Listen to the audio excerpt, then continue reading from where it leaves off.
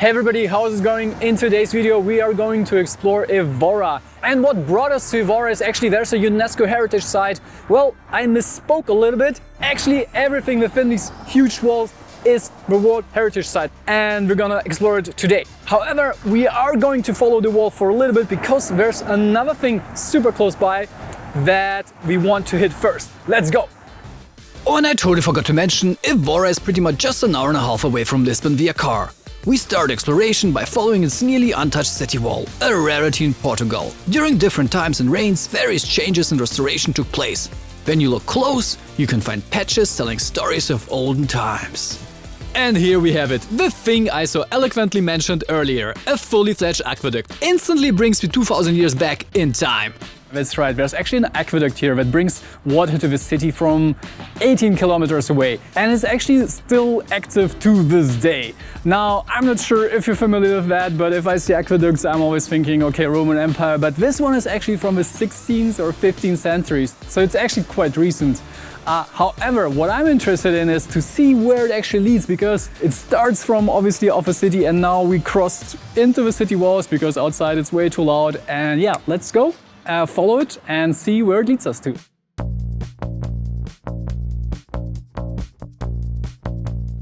And it leads us to one of the most beautiful streets in the whole town, to be honest. Aqueduct on one side, cute houses on the other. If you're lucky, there are no cars, just like now, and you get transported back through the ages while wandering the cobbled, cladded, tiny alley.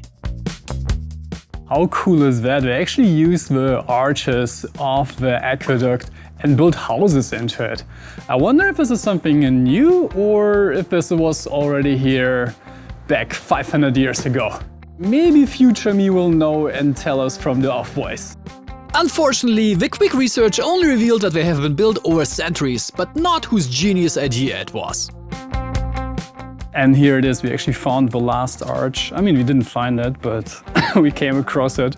And I actually just seen a local use it to get down here and to this other street. So yeah, this is not just a joke. People are actually using it as a serious transportation method.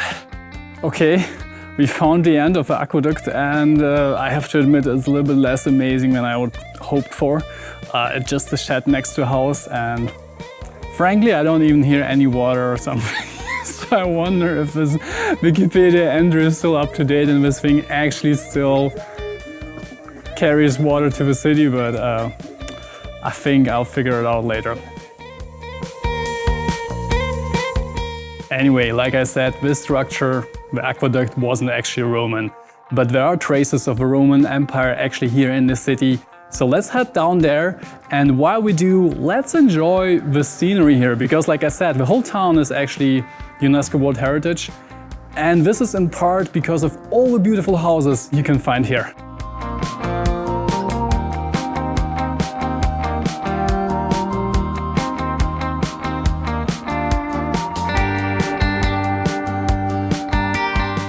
Okay, and we have arrived at the building that I mentioned, the Roman temple. This one is believed to have been built in the 1st century, actually as an honor to the Emperor Augustus, but I find it to have quite a fascinating history because it was actually destroyed during a Germanic invasion and then rebuilt as a medieval tower. But it didn't stop there, because then it became actually a butcher shop. So quite a contrast, right? Built to honor an emperor, reduced to a simple, but maybe also super fancy, I don't know, I haven't been there, butcher shop. Anyway, during the late 19th century, they decided to actually strip away all the medieval stones and just leave the stuff that's been original. And yeah, now you can go into this Portuguese city and admire some Roman architecture, at least what's left of it, obviously.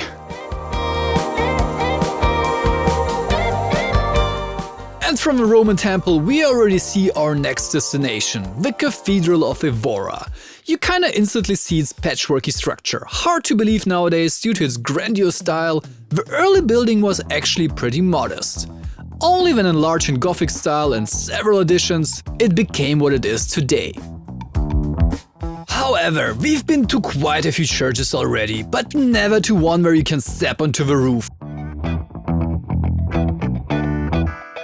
After 2 sets of stairs, we are greeted by some breathtaking views. The cathedral was built on the highest point of the city using rose granite, and on top of that, it's the biggest medieval cathedral in whole Portugal. Wandering around here feels surreal. We did already stand on probably one of the best terraces of any church in Mont Saint-Michel in France, but really walking around on the roof, that is something else. You get a new perspective on the city, but it also lets you come close to the church's towers and appreciate all the little details that have been carved into the stone. Okay, we are about done with the cathedral. There's one more thing here in Evora what you want to hit. However, we are going to go to a garden first to take a small break and maybe pick something up to drink and eat.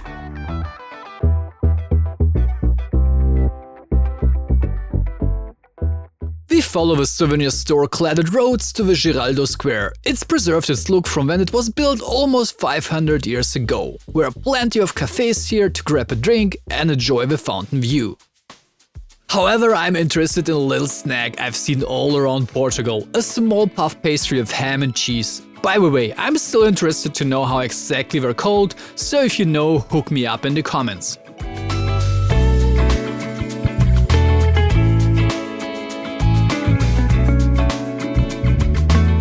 This one looks pretty good. And it does not disappoint. In any way, before our final stop, we want to enjoy the last rays of the November sun. So we decided to get into the public garden of Evora. It was built in the 19th century on the land which was once a royal vegetable garden. Nowadays you can't find any veggies here anymore, but a small bar will provide snacks and refreshment while you hunker down for some peacock watching.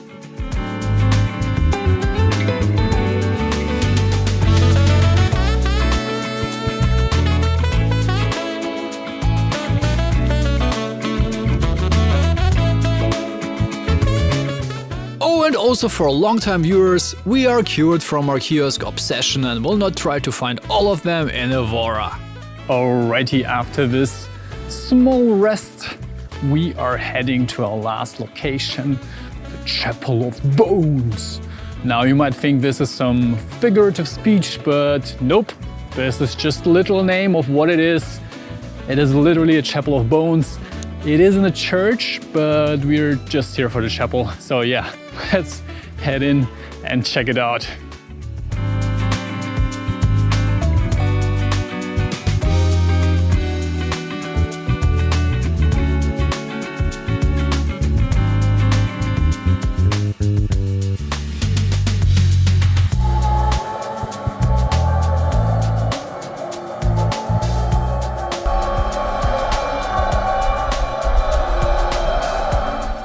Yeah, this is definitely something else here.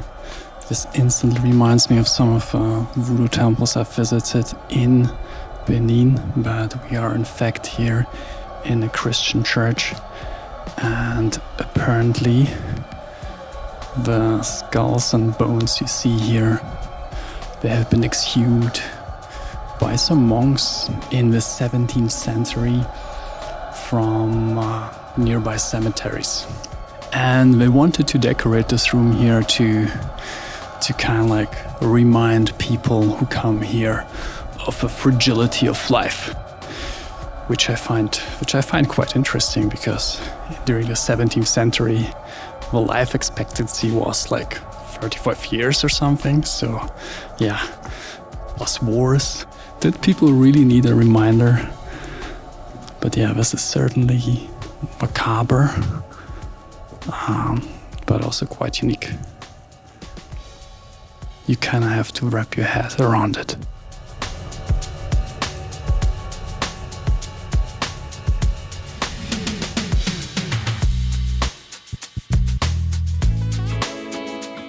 And we're about done here with Evora. Well, not really.